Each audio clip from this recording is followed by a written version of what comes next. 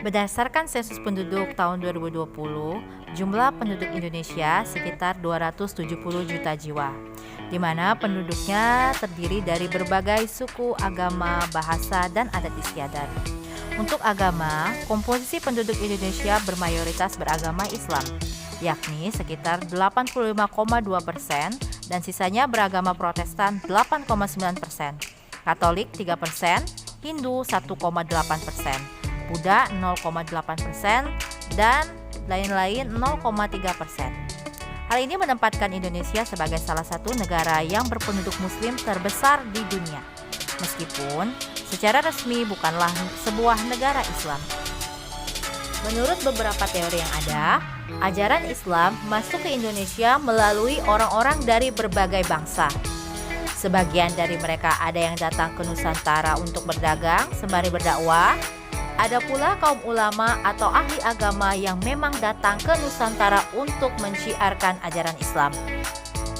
Terlepas dari perdebatan dan diskusi yang kemudian muncul, keempat teori terkait masuknya Islam di Indonesia tersebut antara lain teori Arab atau Mekah, teori Gujarat atau India, dan teori Persia atau Iran. Untuk penjelasan lebih lanjut, marilah kita saksikan video tentang teori-teori masuknya Islam di Indonesia. Selamat menyaksikan. Teori yang pertama, teori Arab, Mekah. Teori Arab ini didukung oleh Buya Hamka, di mana Islam sudah menyebar di Nusantara sejak abad ke-7 Masehi. Menurut Buya Hamka, bukti dari teori ini adalah naskah kuno dari Cina yang menyebutkan bahwa sekelompok bangsa Arab telah bermukim di kawasan pantai barat Sumatera pada tahun 625 Masehi. Teori yang kedua, teori India, Gujarat. Teori ini dikembangkan oleh Snokhor Gronje, di mana Islam dibawa ke Nusantara oleh para pedagang dari Gujarat, India pada abad ke-13 Masehi. Salah satu bukti yang mendukung teori ini adalah ditemukannya makam Malik As-Saleh dengan angka 1297.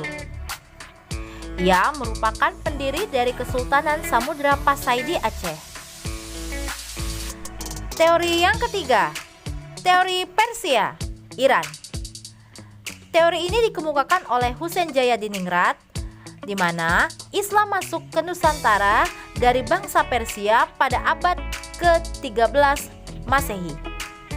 Hal ini dibuktikan dengan tradisi dan kebudayaan Islam di Indonesia memiliki persamaan dengan Persia, seperti adanya budaya tabot di Bengkulu dan tabui di Sumatera Barat yang serupa dengan ritual di Persia setiap tanggal 10 Muharram.